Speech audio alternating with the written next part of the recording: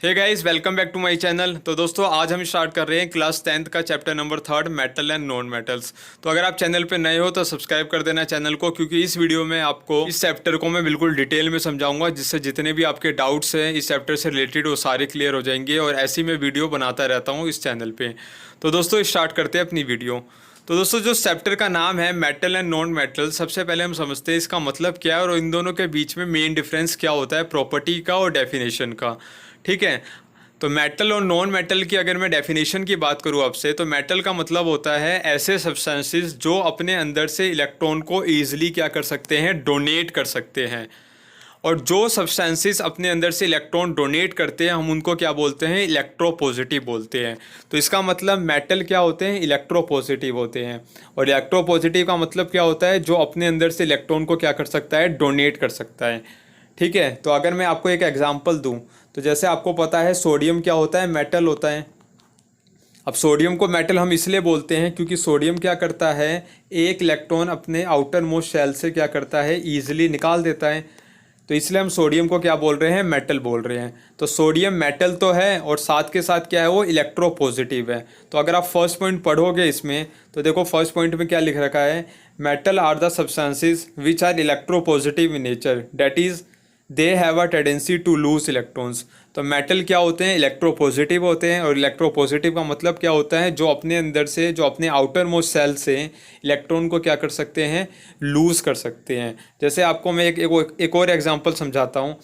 तो देखो कैल्शियम जो है, कैल्शियम भी क्या है, मेटल होता है। अब कैल्शियम मेटल क्यों है, क्योंकि कैल्शियम अपने आउटर मोस्ट सेल से क्या निकालता है, 2 इलेक्ट्रॉन निकाल देता है। ठीक है। अब देखो कैल्शियम 2 इलेक्ट्रॉन निकाल रहा है, इसलिए कैल्शियम को हम क्या बोलेंगे, एक मेटल बोलेंगे। यहाँ पे देखो 2+ हमने इसलिए लगाया है क्योंकि इलेक्ट्रॉन की कमी हो गई। अब कितने इलेक्ट्रॉन की कमी हो गई, क्योंकि 2 इलेक्ट्रॉन निकाले हैं, तो यहाँ पे क्या हो गए, 2 इलेक्ट्रॉन की कमी हो गई, इसलिए हमने क्या लगाया, Ca2+ लगाया। तो दोस्तों, मेटल की जो एक्चुअली डेफिनेशन यही होती है कि मेटल्स अपने अंदर से ईजिली इलेक्ट्रॉन को क्या कर सकते हैं, लूज़ कर सकते हैं। थोड़ा मैं अगर आपको डिटेल में समझाऊं, तो अगर किसी भी एलिमेंट के अंदर से आपको इलेक्ट्रॉन निकालना है तो आपको क्या देनी पड़ती है, एनर्जी देनी पड़ती है। और उसी एनर्जी को हम क्या बोलते हैं, आयनाइजेशन एनर्जी बोलते हैं, या फिर क्या बोलते हैं, आयनाइजेशन एंथैल्पी। तो देखो अभी आपने एक एग्जांपल देखा था कि सोडियम के अंदर से हमने क्या करा था, इलेक्ट्रॉन को निकाल दिया था। ठीक है। तो क्या बना था, Na+ बना था। और क्या बना था, एक इलेक्ट्रॉन निकल गया था। ठीक है। अब यहाँ पे 1+ क्यों लगाया, क्योंकि एक इलेक्ट्रॉन निकाला है। तो दोस्तों, सोडियम क्या है, मेटल है और सोडियम इलेक्ट्रोपॉजिटिव है। अब मैं तीसरी चीज़ आपको समझाना चाहता हूँ कि सोडियम इलेक्ट्रॉन इसलिए निकाल रहा है क्योंकि जो सोडियम की आयनाइजेशन एंथैल्पी है, ठीक है, ये थोड़ा मैं डिटेल में समझा रहा हूँ आपको। अगर आप 11th में जाओगे तब आपको सीखने को मिलेगा आयनाइजेशन एंथैल्पी के बारे में। थोड़ा आप यहाँ पे समझ सकते हो कि सोडियम, देखो यहाँ पे एक इलेक्ट्रॉन इसलिए निकाल पा रहा है क्योंकि जो सोडियम की आयनाइजेशन एनर्जी है वो क्या होती है, कम होती है। और इलेक्ट्रॉन निकालने के लिए कौन सी एनर्जी रिक्वायर्ड होती है, आयनाइजेशन एनर्जी। तो देखो मेटल जो है वो इलेक्ट्रॉन क्या कर सकते हैं, इजीली दे सकते हैं। इसका मतलब ये है कि मेटल की जो आयनाइजेशन एनर्जी है, मेटल की जो आयनाइजेशन एंथैल्पी है, वो क्या होती है, बहुत कम होती है।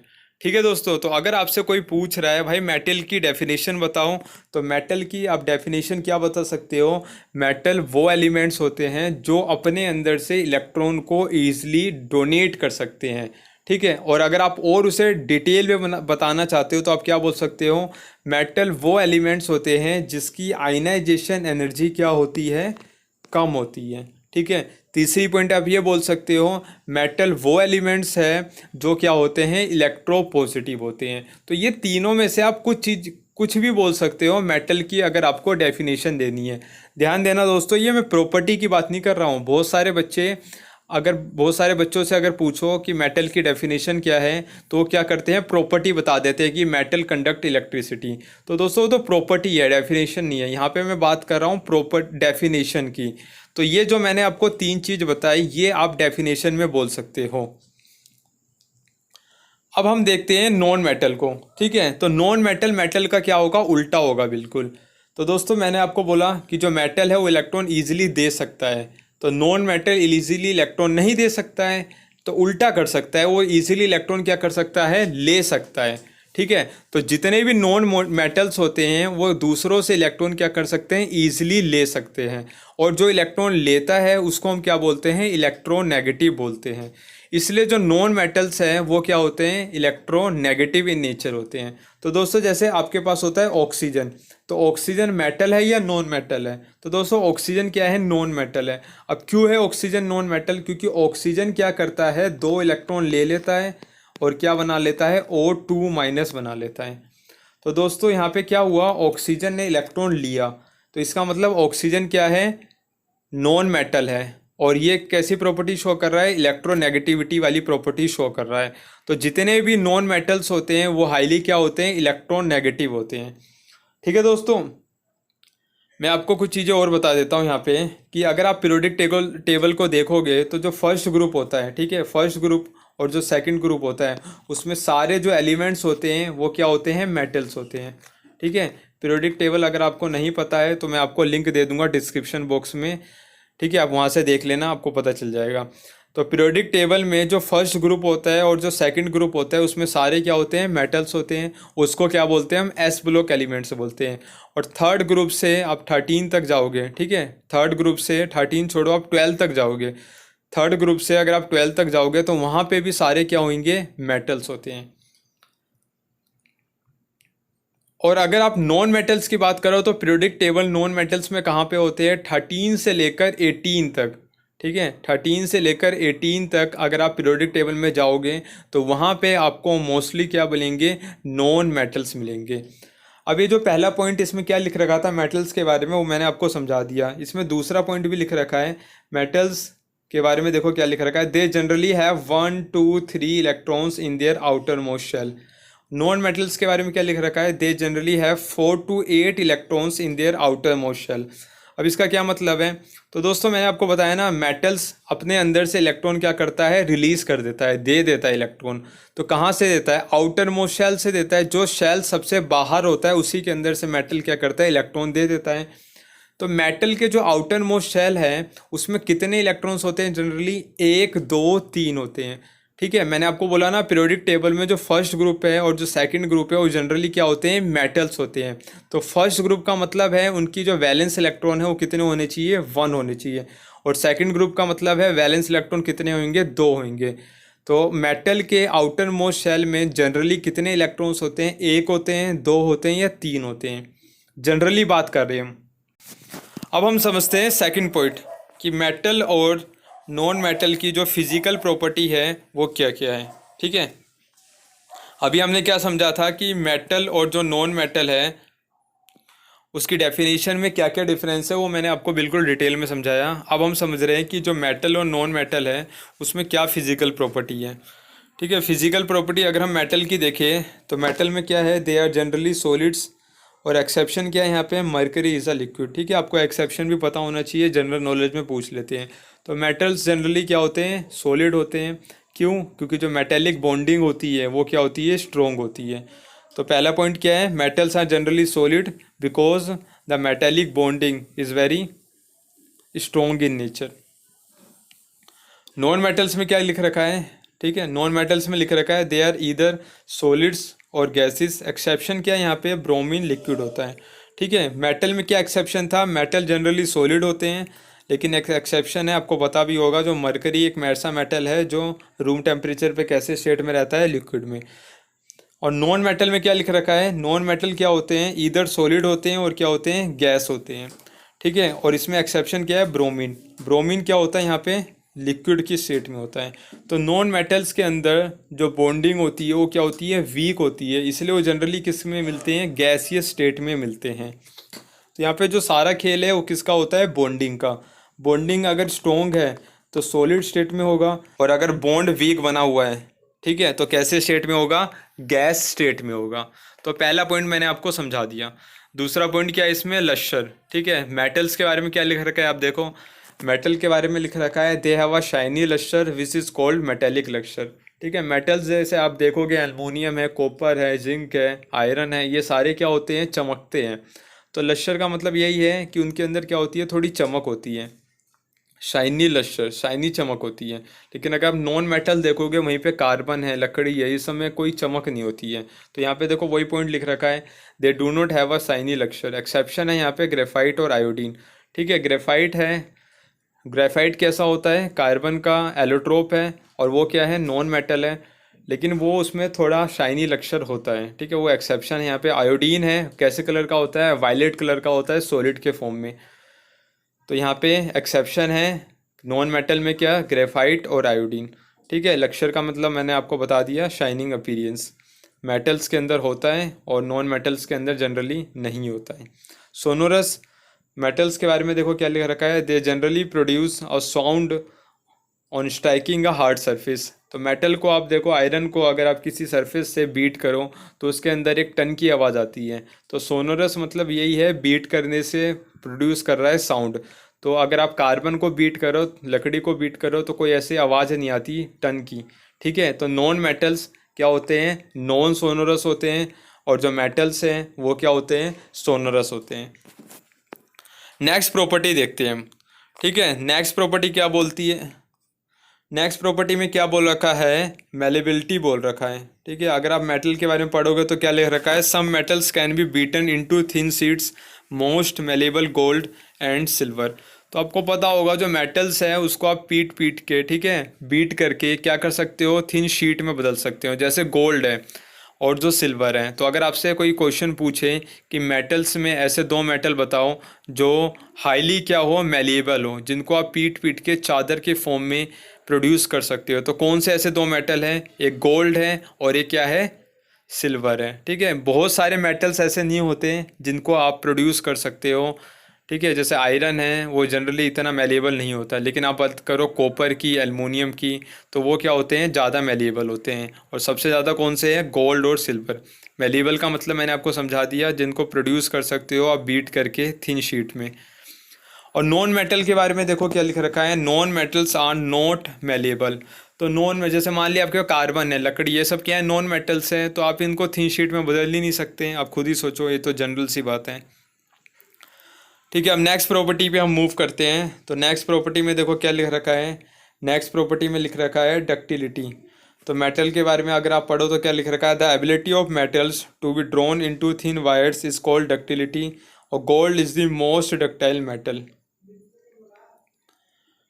तो देखो, आपको पता है जैसे कॉपर की वायर आप घर में यूज़ करते हो, एल्युमिनियम की वायर यूज़ करते हो, तो जो कॉपर और एल्युमिनियम है वो क्या होते हैं, मेटल्स होते हैं।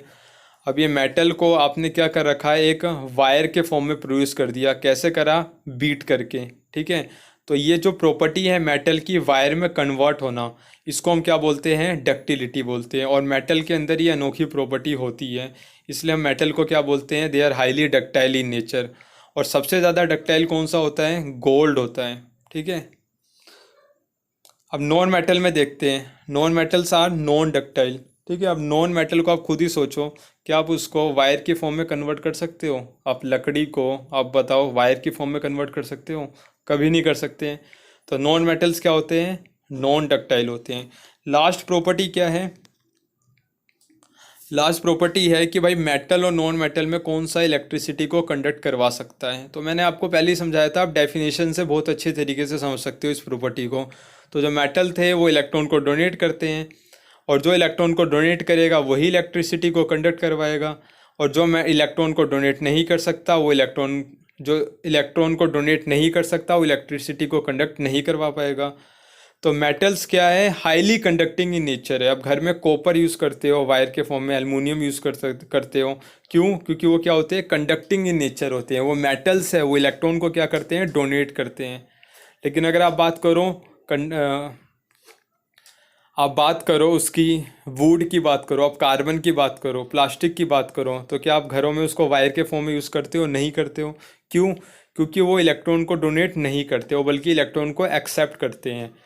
तो वो क्या हो गए, नॉन कंडक्टर्स हो गए।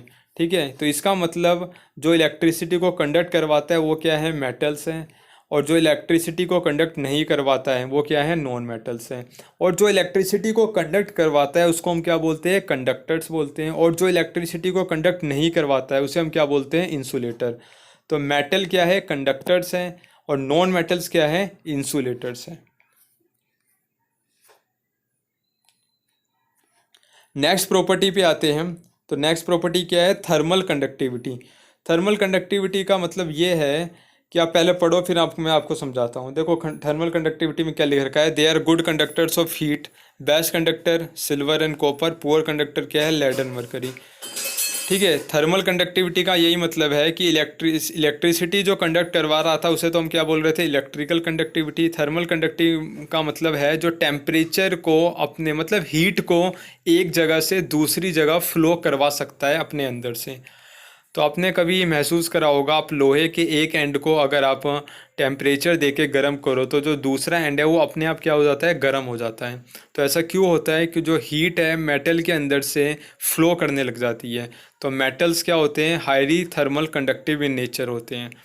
लेकिन अगर आप बात करो लकड़ी है, लकड़ी को आप एक साइड से गर्म करो तो दूसरी साइड अगर आप पकड़ोगे, आपने एक्सपीरियंस कर रखा होगा, वो गर्म नहीं होता है बहुत ज़्यादा। तो जो नॉन मेटल्स हैं वो पुअर कंडक्टर होते हैं हीट के। ठीक है दोस्तों।